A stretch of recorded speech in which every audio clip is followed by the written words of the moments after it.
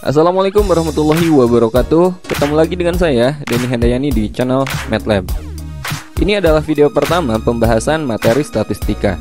Pada video ini, kita akan belajar bagaimana cara menyajikan data dalam tabel distribusi frekuensi.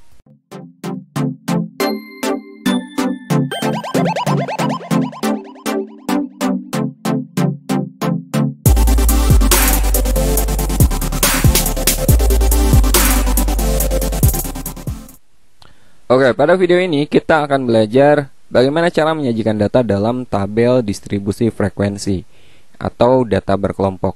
Nah, pastinya teman-teman waktu SMP pernah belajar data tunggal, di mana data itu disajikan satu per satu, ya. Seperti berikut ini. Ini data tunggal karena datanya disajikan satu per satu. Misalkan ini adalah nilai penilaian akhir semester atau PAS matematika dari 80 orang siswa. Seandainya datanya sedikit, misalkan hanya 10, hanya 15, itu bisa dengan mudah kita sajikan dalam bentuk data tunggal. Kita bisa mudah menganalisisnya. Tapi jika datanya segini banyaknya teman-teman, ya terutama kalau lebih dari 30 data, sebaiknya data ini kita sajikan dalam data berkelompok. Sekarang teman-teman bandingkan data ini kalau kita sajikan satu per satu atau dalam bentuk data tunggal. Ini adalah data mentah, ya, atau raw data. Sekarang bandingkan dengan data kalau kita sajikan seperti ini. Nah, ini data yang sama, tapi bedanya kalau ini kita sajikan satu per satu, kalau ini datanya sudah kita kelompokkan dalam beberapa interval, ya. Nah, jika datanya kita sajikan dalam tabel seperti ini disebut sebagai tabel distribusi frekuensi. Distribusi itu sebaran, ya, sebaran, dan ini frekuensinya. Jadi ini kita kelompokkan ke dalam beberapa interval yang disebut kelas. Nah, jika kita bandingkan data pertama yang masih disajikan satu per satu dengan data yang sudah kita kelompokkan dan kita sajikan dalam tabel distribusi frekuensi, tentunya data yang sebelah sini dalam tabel distribusi frekuensi, data ini akan lebih cepat kita tangkap dan mengerti. Beda dengan data ini. Misalkan teman-teman mau melihat nilai siswa yang paling banyak itu pada kisaran berapa. Kalau datanya satu per satu kayak gini, ini sulit kita membacanya, ya. Tapi kalau sudah dalam bentuk tabel ini, kita bisa lihat, oh, data siswa yang paling banyak itu yang ini nih, ada di antara 71 sampai 80 nilainya. Kita bisa membacanya dengan lebih cepat. Kemudian keuntungan atau kelebihan kita menyajikan data dalam tabel distribusi frekuensi, kita bisa lebih mudah melakukan proses analisis data berikutnya, ya. Nah, pada video ini kita akan belajar bagaimana cara menyajikan data seperti ini, data mentah seperti ini, nanti kita sajikan ke dalam tabel distribusi frekuensi. Sebelum kita belajar menyajikan data dalam tabel distribusi frekuensi, ada beberapa bagian pada tabel distribusi frekuensi yang perlu teman-teman ketahui. Yang pertama, ada yang disebut dengan kelas interval. Oke, ini perlu teman-teman pahami karena akan kita gunakan pada materi berikutnya, terutama pada perhitungannya nanti. Ada yang disebut dengan kelas interval. Kelas interval itu kelompok nilai data yang ditulis dalam bentuk interval, teman-teman. Contohnya pada tabel ini kelas interval nih, 31 sampai 40, 41 sampai 50, 51 sampai 60. Nah, ini kelas interval. Yang pertama, yang ini adalah kelas pertama, kelas ke-1. Ini kelas kedua, nah ini kelas ketiga, ya, dan seterusnya sampai yang bawah, ini kelas terakhir. Oke, nah jadi ini disebut sebagai kelas interval. Kemudian yang kedua ada yang disebut dengan batas kelas. Oke, nah kita udah tahu, oh ini kelas nih. Sekarang apa itu batas kelas? Batas kelas ada dua, ya, ada batas bawah. Batas bawah itu batas ujung bawah pada suatu kelas. Jadi setiap kelas ini memiliki dua batas, teman-teman. Batas bawah itu batas paling kecilnya. Misalkan pada ini kelas pertama, ya. Ini kelas pertama, batas bawahnya itu adalah 31 karena ini nilai paling kecil, ya. Kemudian ada yang disebut dengan batas atas. Batas atas itu batas ujung atas pada suatu kelas, nilai terbesar pada rentang kelas tersebut. Jadi pada kelas pertama ini 31 ini batas bawahnya, 40 ini batas atasnya. Mengerti, ya? Coba pada kelas ketiga. Nah, ini kelas ketiga nih. Batas bawahnya 51, batas atasnya 60. Pada kelas terakhir, yang ini, batas bawahnya itu 91, batas atasnya 100. Jelas ya? Ini yang disebut dengan kelas, ini yang disebut dengan batas bawah, ini batas atas. Ini batas bawah, ini batas atas. Oke? Kemudian berikutnya ada yang disebut dengan tepi kelas. Tepi kelas juga ada dua, ada tepi bawah dan ada tepi atas.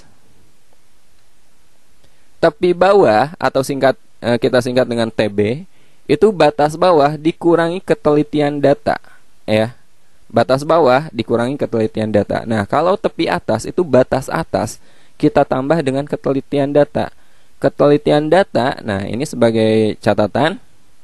Jika datanya adalah bilangan bulat, maka ketelitian datanya adalah 0,5. Contohnya, pada tabel ini datanya itu bilangan bulat, gak ada komanya ya. Jadi ketelitian datanya adalah 0,5. Nah, misalkan kita mau nyari tepi bawah. Tepi bawah kelas pertama, tepi bawah itu batas bawah dikurangi ketelitian. Nah, untuk bilangan bulat seperti ini ketelitiannya adalah 0,5. Jadi tepi bawah kelas pertama itu berarti 31 dikurangi 0,5 berapa? 30,5. Nah, ini tepi bawah kelas pertama. Kalau tepi atas itu batas atas ditambah ketelitian data. Ya, berarti batas atas yang ini 40 ditambah 0,5, 40,5. Nah, ini tepi atas dari kelas pertama. Tepi bawah kelas kedua sama, berarti 41 kita kurangi dengan 0,5, 40,5. Nah, ini tepi bawah dari kelas kedua. Tepi atasnya ditambah 0,5, 50,5 gitu. Coba kelas ketiga sama, tepi bawahnya tinggal dikurangi 0,5. 51 kurangi 0,5, 50,5. Nah, tepi atasnya tambah 0,5, 60,5. Kelas keempat sama ya, tepi bawahnya kurangi 0,5, 61 kurangi 0,5 itu 60,5. Tepi atasnya berarti 70 tambah 0,5, 70,5. Nah, ini tepi bawah, ini tepi atas, dan seterusnya. Nah, jika datanya memuat satu tempat desimal, maka ketelitian datanya adalah 0,05. Beda lagi, misalkan ini datanya dalam ada komanya ya. Misalkan 31,6 misalkan. Oh, berarti tepi bawahnya bukan dikurangi 0,5, tapi dikuranginya 0,05. Oke, tapi kebanyakan datanya itu dalam bilangan bulat. Nah, kita lanjut berikutnya, ada yang disebut dengan panjang kelas. Panjang kelas, cara mencarinya itu tepi atas dikurangi tepi bawah. Ya. Nah, pada tabel ini semua kelas ini panjang kelasnya akan sama, teman-teman. Panjang kelas itu panjang kelasnya itu semua sama. Jadi teman-teman mau ngambil tepi atas dan tepi bawah kelas berapapun boleh aja. Misalkan mau kelas pertama yang dipakainya, berarti panjang kelas ini tepi atas dikurangi tepi bawah kan. Tepi atasnya berapa? 40,5. Jadi panjang kelasnya adalah 40,5 dikurangi 30,5 berapa? 10. Oh, ternyata panjang kelas ini 10. Mau kelas kedua yang dipakai 50,5 dikurangi 40,5 juga boleh. Hasilnya akan sama. Ya, itu panjang kelas. Atau cara yang mudah, bisa juga caranya seperti ini. Langsung aja batasnya dikurangi 40 dikurangi 31 lalu ditambah 1, bisa seperti itu. Ya, bisa batas atas dikurangi batas bawah kemudian ditambah 1. Nah, itu juga boleh mencari panjang kelas. Oke, berikutnya ada yang disebut dengan titik tengah kelas. Nah, titik tengah kelas itu setengah kali batas atas ditambah batas bawah. Misalkan kita mau nyari titik tengah dari kelas pertama, berarti setengah kali 31 tambah 40 gitu. Ya, berapa? Nah, itu titik tengah. Titik tengah kelas kedua sama, berarti setengah kali 41 tambah 50 sama dengan berapa? Nah, itu titik tengah. Nah, itulah beberapa bagian pada tabel distribusi frekuensi yang perlu teman-teman ketahui. Nah, sekarang kita akan coba mengelompokkan data atau menyajikan data dalam tabel distribusi frekuensi atau mengelompokkan data dalam kelas-kelas interval. Nah, langkah-langkahnya adalah yang pertama, teman-teman tentukan dulu jangkauannya, ya. Jangkauan itu data terbesar dikurangi data terkecil. Nah, oke, yang pertama tentukan jangkauan. Yang kedua, tentukan banyak kelas interval, banyaknya kelas. Ini rumusnya banyaknya kelas atau K itu sama dengan 1 ditambah 3,3 kali log N. Di sini log itu logaritma, N ini adalah banyaknya data. Dan yang ketiga, kita tentukan panjang kelas. Panjang kelas itu caranya jangkauan dibagi banyaknya kelas. Ya. Nah, ini 3 langkah yang kita perlukan untuk menyajikan data dalam tabel distribusi frekuensi. Untuk lebih jelas, kita coba latihan berikut ini. Sajikan data berikut dalam tabel distribusi frekuensi. Nah, di sini ada berapa? Ada 40 data ya. Ini ada 40 data akan kita sajikan dalam tabel distribusi frekuensi. Yang pertama, kita tentukan dulu jangkauan. Jangkauan itu data terbesar dikurangi data terkecil. Pada tabel ini data terbesarnya mana? Data terbesarnya 95 ya. Data terkecilnya 42. Nah, jadi jangkauannya adalah 95 dikurangi 42. Jangkauannya adalah 53. Yang kedua, kita tentukan banyak kelas interval. Rumusnya K sama dengan 1 ditambah 3,3 log N. Jadi pada data ini N-nya berapa? N itu banyaknya data ya. Ini banyaknya data kan 40, berarti N-nya itu 40. Jadi banyaknya kelas adalah 1 ditambah 3,3 kali log 40. Log 40 ini bisa teman-teman cari pakai kalkulator. Log 40 itu 1,6 ya. 3,3 kali 1,6 itu 5,28. Jadi sekarang kita hitung 1 tambah 5,28 6,28 atau kita bulatkan aja 6. Jadi banyaknya kelas adalah 6. Dan terakhir kita tentukan panjang kelas ya. Panjang kelas itu caranya jangkauan kita bagi dengan banyaknya kelas interval. Jadi pada soal ini ya, jangkauannya tadi kita udah dapat 53 dan banyaknya kelas interval adalah 6. Jadi panjang kelasnya adalah 53 kita bagi dengan 6. 53 dibagi 6 itu 8,83. Ini kita bulatkan aja 9. Jadi panjang kelasnya adalah 9. Nah, ini yang kita perlukan untuk membuat tabel distribusi frekuensi. Oke, kita buat tabelnya. Nah, karena tadi kita udah dapat banyaknya kelas adalah 6. Jadi ketika teman-teman bikin tabel ke bawah, ini banyaknya baris sesuai dengan banyaknya kelas. Jadi di sini banyak kelas 6, berarti barisnya kita buat 6. 1, 2, 3, 4, 5, 6. Ya, karena nanti akan ada 6 kelas interval. Oke, kita tulis dulu intervalnya. Tadi nilai terkecilnya adalah 42.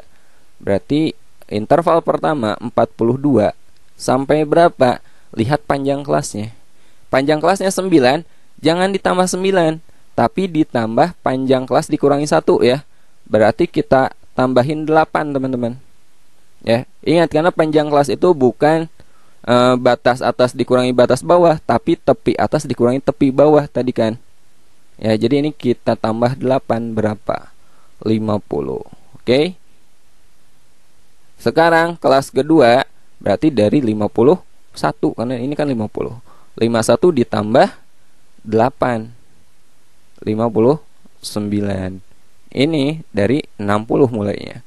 60 tambah 8, 68. Kemudian ini 69 tambah 8, 77. Ini 78 tambah 8, 86. Berarti ini 87 tambah 8, 95. Nah, untuk mempermudah menentukan frekuensi, di sini saya tambahkan satu kolom, yaitu kolom turus atau teli. Biasanya teman-teman lihat turus atau teli ini dalam pemungutan suara biasanya, ya. Nah, ini untuk mempermudah kita menentukan frekuensinya. Caranya gini, kita mulai data pertama 58. 58 itu ada pada kelas yang mana? 58 itu kan kelas yang ini. Kita tulis 1 gitu. Kemudian 53 itu masuk ke sini lagi, berarti 2. 56 ke sini juga 3, kemudian 64 di kelas ini antara 60 sampai 68. Kemudian 50 masuknya ke kelas pertama.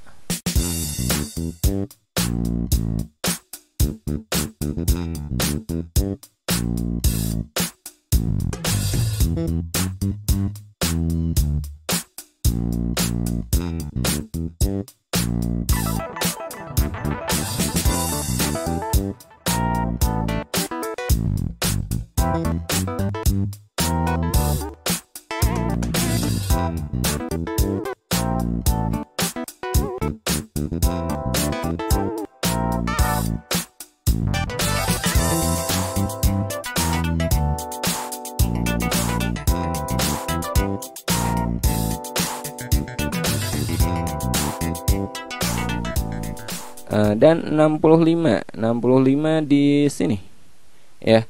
Nah, jadi kita tinggal hitung turus atau talinya untuk menentukan frekuensinya. Yang pertama, kelas pertama itu ini berapa? 6 ya. Jadi frekuensinya 6. Ini 12. Ini berapa? 6. Kemudian ini 8 dan ini 5. Ini 3. Nah, ini frekuensi dari masing-masing kelas ini. Nah, jadi data yang ini sudah kita sajikan dalam tabel distribusi frekuensi. Oke, itulah cara menentukan atau cara menyajikan data ke dalam tabel distribusi frekuensi data berkelompok. Sampai ketemu di video berikutnya. Assalamualaikum warahmatullahi wabarakatuh.